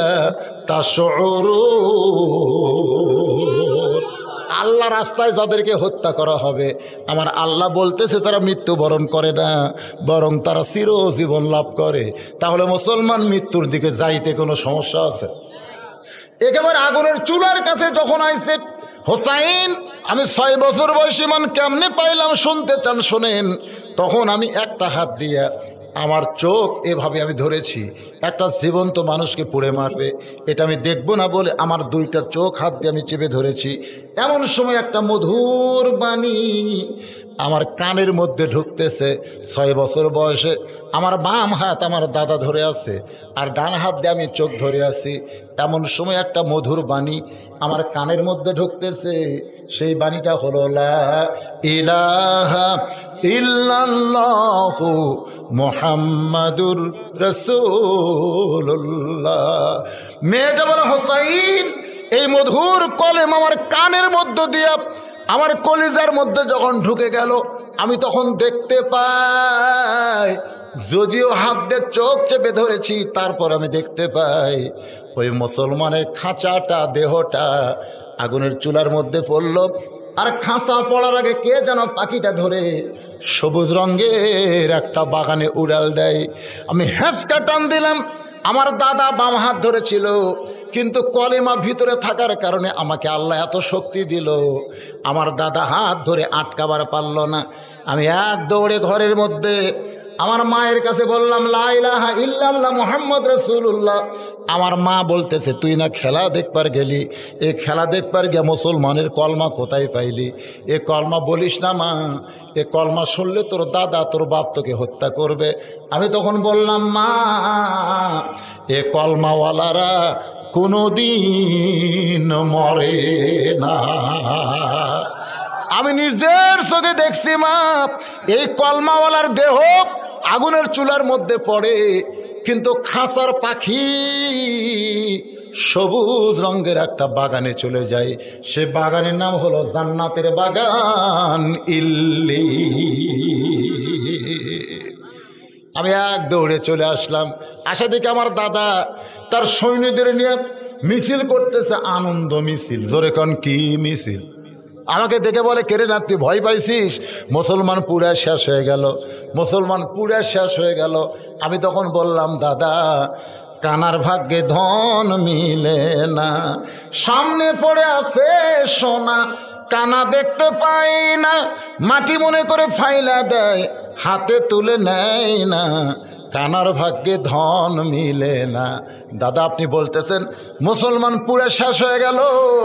মুসলমান পড়েনি দাদা, মুসলমানের খাঁচা পড়তেছে, মুসলমান এখন জান্নাতে ঘুরে বেড়ায়। আমার দাদা রাগ করে বলে, তুই আমার নাতনি হয়ে তুই মরা মুসলমানের কথা কেন বলতেছিস? আমি তখন বললাম, দাদা, শুধু একটা জাতি হলো জেতা, তারা হলো মুসলমান, আর বাদ বাকি সবাই হলো মরা জাত। জোরে কন, কি জাত? আমার নাতনি হয়ে মুসলমানের পক্ষে কথা বলিস? আমি তখন বললাম, দাদা, ওই মুসলমানকে যখন আগুনের চুলায় ফেলে দিছেন, ওই মুসলমানের কলমা শুনে আমি নিজেও মুসলমান হয়ে গেছি। আমার দাদা মাথার চুল টানে আর কয়, এরা কোন জাতিরে, মরাও যায় আবার থুইয়াও যায়, একজন মরে আর একজন হয়। আসলে মুসলমান এমন একটা জাত, কিয়ামত পর্যন্ত চেষ্টা করলে এই জাতকে শেষ করা যাবে না। এই জাত আরো দিন দিন বাড়বি। জোরে কোন কথা ঠিক কিনা? দিন দিন মুসলমানের সংখ্যা বাড়তিছে না কমতিছে? আমেরিকার বর্তমান প্রেসিডেন্ট জো বাইডেন বলেছে 2025 সালে গোটা পৃথিবীতে সবচাইতে সংখ্যাগরিষ্ঠ দল হবে মুসলমান। সুবহানাল্লাহ বলেন। সব ধর্মের লোকেরা কমতেছে আর মুসলমান দিন দিন বাড়তেছে। এ বাড়ার কারণ হলো আমরা জন্ম দিয়ে তো বাড়াচ্ছি, তারপরে দৈনিক হিন্দুরা মুসলমান হচ্ছে, খ্রিস্টানে মুসলমান হচ্ছে, ইহুদি মুসলমান হচ্ছে, বৌদ্ধরা মুসলমান হচ্ছে। গোটা পৃথিবীতে অনেক আলেমদের হাতেও মুসলমান হচ্ছে। জোরে কোন কথা ঠিক কি না? যাদের হাতে বেশি বেশি মুসলমান হয় তাদেরকে বাংলাদেশ থেকে বাইর করে দিবে, আবার জেলের মধ্যে ঢুকাবে, চেষ্টা করতেছে। এরকম বেড়াত হলে তো সে হারে মুসলমান হওয়া শুরু হয়ে গেছে। আরে পাগলা, দৈনিক আমেরিকাতে কত খ্রিস্টান মুসলমান হয় আপনারা জানেন? দৈনিক ভারতে কত হিন্দু মুসলমান হয়? মুসলমানের সংখ্যা দিন দিন বাড়বে না কমবে? আল্লাহর নবী বলেন, অচিরে একদিন গোটা পৃথিবী আল্লাহ মুসলমানের পায়ের তলে দিয়ে দিবে। তাবারাকাল্লাযী বিয়াদিহিল মুলকু ওয়া হুয়া আলা কুল্লি শাইইন কাদির। আমার আল্লাহ রাজত্ব আবার গোটা পৃথিবীতে চালু হবে। আল্লাহ এই দৃশ্য দেখার তৌফিক দেখ, জোরে কর আমিন।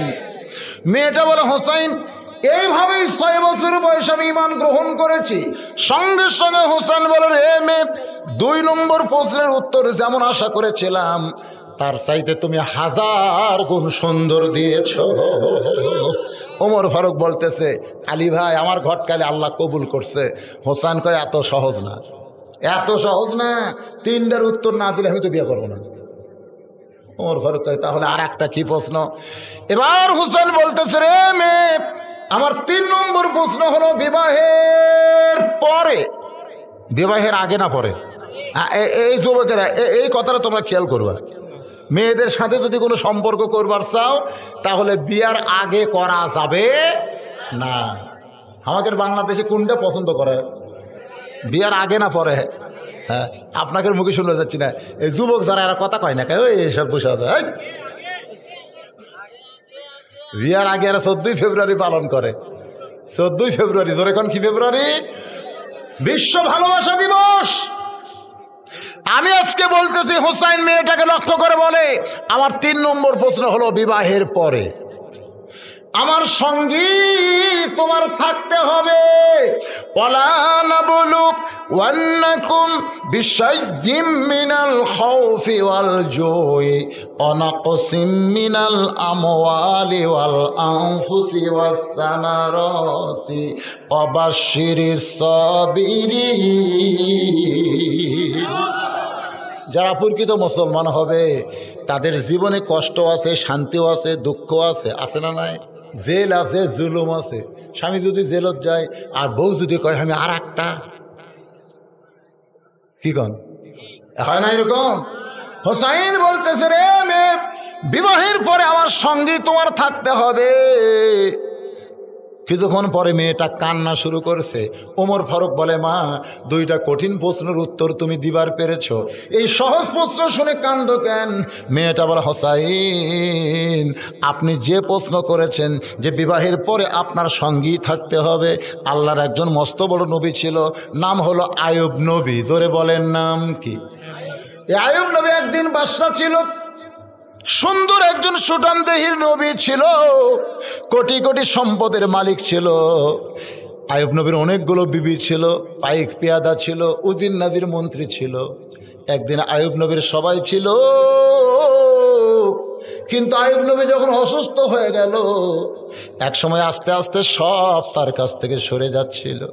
আয়ুব নবীর যখন দেহের মধ্যে রোগ হলো, দেহের মধ্যে এমন ঘা হলো, ঘায়ের মধ্যে যখন পোকামাকড় শুরু হলো, দেহের দুর্গন্ধে লোকালয় থেকে যখন জঙ্গলে রেখে আসলো আয়ুব নবীর সঙ্গে, তখন আর কেউ থাকলো না।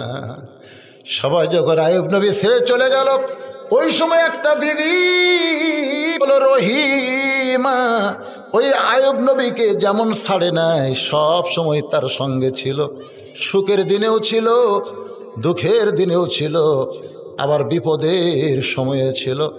আমিও তেমন আপনার সঙ্গে থাকতে চাই।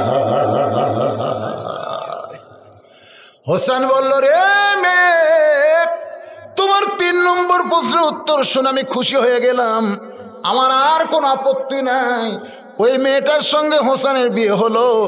মেয়েটার নাম হলো শাহের বানু। কারবালার প্রান্তরে শাহের বানে রৌদুরের একটা বাচ্চা ছিল, নাম হলো আলী আসগর। জোরে বলেন নাম কি? পিপাসায় যখন ছটপট করে, মায়ের স্তনের দুগ্ধ নাই। হোসেন বলে রে বিবি, এখন তুমি তাবু ছেড়ে চলে যাও মদিনায়, কারণ আমার সঙ্গে এজিদের শত্রুতা, তোমার সঙ্গে না। তখন বউটা কান্দের বলে স্বামী গো, বিবাহের সময় 3 নম্বর প্রশ্ন করেছিলেন, বিয়ের পরে আমার সঙ্গেই তোমার থাকতে হবে। আজকে আপনি থাকবেন বিপদে আর আমি চলে যাব, পারবো না আপনার সঙ্গী। যদি পারেন আলী আসগরকে একটু পানি পান করে নিয়ে আসেন। ফরাত কোলে পানি পান করতে গেল। হোসেন চিল্লায় বলতেছে রে ইয়াজিদের লোকেরা, ফরাত কোলের একটা কুকুর ফরাতের পানি পান করে, অথচ আমাদের জন্য পানি বন্ধ করে দিয়েছ। এই জুলুম আল্লাহ সহ্য করবে না। আমার ছোট আলী আসগর মায়ের স্তনের দুগ্ধ পাচ্ছে না, পানি পান করার জন্য জিহ্বা বের করে। আল্লাহর শপথ করে বলতেছি, আমি হোসাইন পানি পান করব না, কিন্তু আমার আলী আসগরকে একটু অলখি পানি দেওয়া যায় না। এ ফোরাতের পানি শিয়াল কুত্তা খায়, আমার আলী আসগরকে পানি পান করতে পারবে না। এই বলে 100 ওল পানি নিয়ে আলী আসগরের মুখে যখন হোসাইন দিবার চাই, অতর্কিত একটা তীর এসে আলী আসগরের বুকের মধ্যে ঢুকে যায়।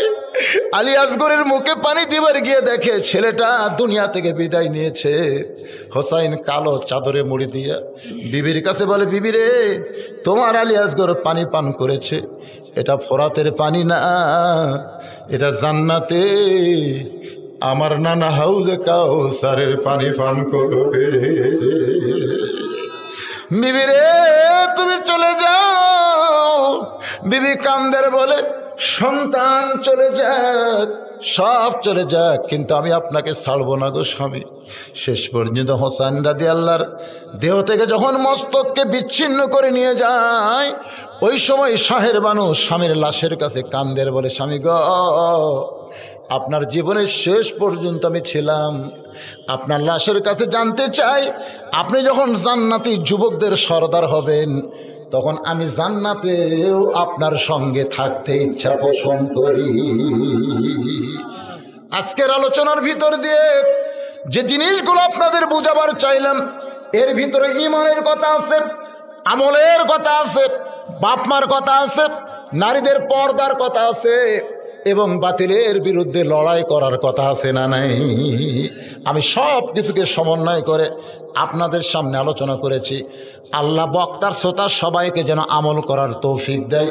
জোরে বলবো আল্লাহুম্মা আমিন। আল্লাহর কাছে দোয়া করে আল্লাহ যেন ফজরের নামাজটাও আমাদেরকে জামাতের সঙ্গে আদায় করার তৌফিক যেন দান করে। সকলে বলি আল্লাহুম্মা আমিন। আস্তাগফিরুল্লাহ রাব্বি মিন কুল্লি জামবি ওয়া তুবু ইলাইহি। পড়েন সকলে, আস্তাগফিরুল্লাহ রাব্বি মিন কুল্লি জামবি ওয়া তুবু ইলাইহি। লা হাওলা ওয়ালা কুওয়াতা ইল্লা বিল্লাহিল আলিয়্যিল আযীম। আল্লাহুম্মা সাল্লি আলা সাইয়্যিদিনা শাফিঈনা নাবিয়িনা মাওলানা মুহাম্মদ ওয়া আলা আলিহি ওয়া সাহবিহি ওয়া বারাক ওয়া সাল্লিম। জাযাকাল্লাহু আন্না মুহাম্মাদাম মা হুয়া আহলুহু। বাবাজি, আপনি তো কিছু বলবেন না মনে হয়, কিছু বলবেন? আপনি বলেন। দোয়া করে দিচ্ছি এখন। আল্লাহুম্মা আমিন। আল্লাহুম্মা আনতাস সালাম ওয়া মিনকাস সালাম, তাবারাকতা ইয়া যাল জালালি ওয়াল ইকরাম। আল্লাহ, হাজার হাজার পুরুষ, হাজার হাজার নারী, রাত 12:30 পার হয়ে গেছে। এই দীর্ঘ সময় পর্যন্ত তোমার জান্নাতের বাগানে বসে বসে জান্নাতের আলোচনা শোনার শেষে আমি গুনাহগারের সঙ্গে রহমতের দরজায় ফকির হয়ে দোকানা হাত তুলেছে। মেহেরবানি করে আজকের মাহফিল আমাদের সকলের হিদায়াতের জন্যে, নাজাতের জন্যে, জান্নাতের জন্যে আল্লাহ কবুল করো। এই মাহফিলের শুরু থেকে শেষ পর্যন্ত যত আলোচনা হয়েছে আল্লাহ, এর মধ্যে যদি ত্রুটি হয়, ভুল হয়, তুমি মাফ করে দাও। এর জাহাদিয়া মঞ্জুর করো। সোনার মদিনায় নবী পাকের রওজা মুবারকে আল্লাহ কবুল করো। तमाम अंबियाए करम, असहाबे करम, ताबिने करम, तवा ताबिने करम, तमाम पृथिवीर माटिर निचे যত মুমিন মুমিনা শুয়ে আছে আল্লাহ সকলের আরওয়াহ পরে হাদিয়া কবুল করো। আল্লাহ তাআলা এই বলরাম চক পারপাসপুর গোরস্থানে যত মুর্দা শুয়ে আছে আল্লাহ সকলের কবরকে তুমি জান্নাতের টুকরা বানিয়ে দাও। আল্লাহ, আমরা যারা হাত তুলেছি আমাদের জনম দুঃখিনী মা, ছোট্ট একটা শব্দ রে, এই নামের মধ্যে কত মধু, গোটা দুনিয়া বিক্রি করলে পাইব না। মায়ের মতন আপন কেহ নাই রে দুনিয়ায়, মা জননী নাই রে যাহার, মা জননী নাই রে যাহার, এই দুনিয়ায় তাহার কেহ নাই, মায়ের মতন আপন কেহ নাই রে দুনিয়ায়। এই দরদের মা যাদের কবরে চলে গেছে, আল্লাহ মায়ের কবর জান্নাতের টুকরা কবুল করো। বাবার বাড়ি ঘর সবই আছে, আমি সহ আমরা যারা বাবা হারা ইতিম হয়ে গেছি, আল্লাহ মেহেরবানি করে বাবার কবর জান্নাতের টুকরা কবুল করো। আমাদের দাদা দাদি নানা নানি আত্মীয় স্বজন আপনজন যাদের জন্য দোয়া করবার কেউ নাই দুনিয়ায়, আমরা তাদের পক্ষ নিয়ে দোয়া করে আল্লাহ কবরবাসীদের মাফ করে দাও। আল্লাহ বলরাম চকপার বসপুর তোমার বান্দা বান্দিরা কষ্ট করে মেহনত করে হাজার হাজার টাকা খরচ করে আজকের জান্নাতের বাগান লাগায় দিল। মোনাজাতের সঙ্গে সঙ্গে বাগান ভাঙ্গে যাবে, আবার 1 বছর পর জান্নাতের বাগান লাগবে। ততদিন পর্যন্ত জীবিত থাকার কোনো গ্যারান্টি আমাদের নাই রে আল্লাহ। আজকে হতে পারে আমার জীবনের শেষ মাহফিল, আজকে হতে পারে আমার জীবনের শেষ মুনাজাত। তাই তোমার কাছে আরজ করি আল্লাহ, আজকের মাহফিলের ওসিলায় আমাদের সবাইকে মাফ করে দাও।